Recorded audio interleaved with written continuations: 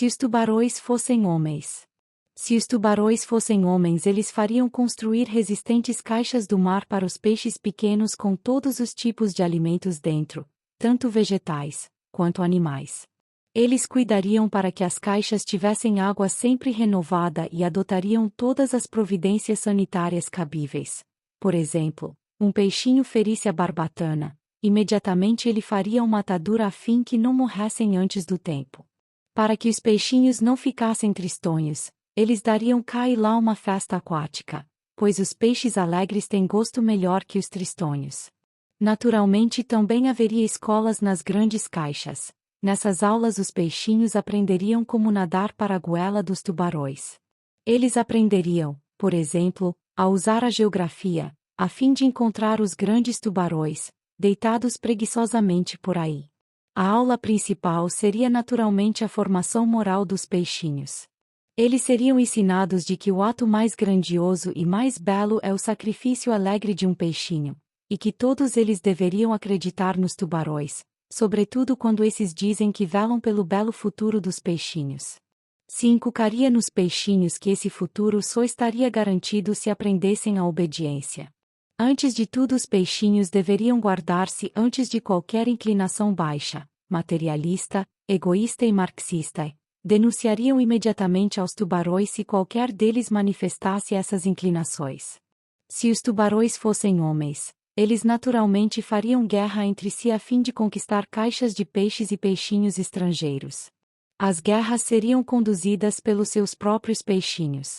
Eles ensinariam aos peixinhos que entre eles e os peixinhos de outros tubarões existem gigantescas diferenças. Eles anunciariam que os peixinhos são reconhecidamente mudos e falam nas mais diferentes línguas, sendo assim impossível que entendam um ao outro.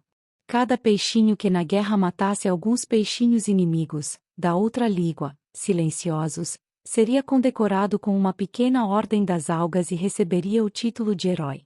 Se os tubarões fossem homens, haveria entre eles naturalmente também uma arte, haveria belos quadros, nos quais os dentes dos tubarões seriam pintados em vistosas cores e suas goelas seriam representadas como inocentes parques de recreio, nos quais se poderia brincar magnificamente. Os teatros do fundo do mar mostrariam como os valorosos peixinhos nadam entusiasmados para as goelas dos tubarões.